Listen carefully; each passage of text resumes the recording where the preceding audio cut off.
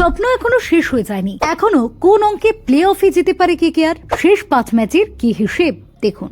Kolkata night Riders বর্তমানে IPL 2025-এ একটি challenging অবস্থানে রয়েছে।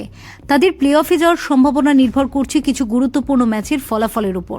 বর্তমানে কেকেআর এর পয়েন্ট টেবিলে অবস্থানের সপ্তম, যেখানে তাদের 12 ম্যাচের মধ্যে 5টি জয় এবং 7টি পরাজয় রয়েছে, ফলে তাদের পয়েন্ট 10। প্লে অফে যেতে হলে সাধারণত একটি দলের অন্তত 16 পয়েন্ট প্রয়োজন।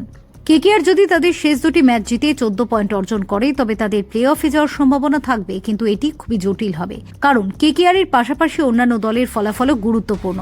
কেকেআর এর জন্য প্লে অফ নিশ্চিত করতে হলে নিম্নলিখিত শর্তগুলি পূরণ করতে হবে। কেকেআরকে তাদের বাকি দুটি ম্যাচ জিততে হবে।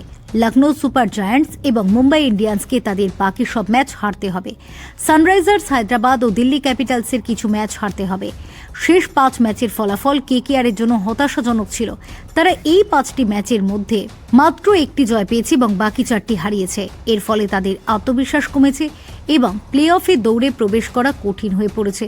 এই পরিস্থিতিতে কেকেআর এর জন্য এখন সবচেয়ে বড় চ্যালেঞ্জ হচ্ছে নিজেদের খেলা উন্নত করা এবং প্রতিপক্ষদের বিরুদ্ধে শক্তিশালী পারফরমেন্স দেখানো। বিশেষ করে তারা যদি চেন্নাই সুপার কিংস এবং লখনৌ সুপার জায়ান্টসের বিরুদ্ধে ভালো খেলতে পারে, তাহলে আশা করা যায় যে তারা কিছুটা সুবিধা অর্জন করতে পারবে। কলকাতা নাইট রাইডার্স এখনও প্লে অফে যাওয়ার সুযোগ রাখছে, তবে এটি অনেক কঠিন হয়ে দাঁড়িয়েছে।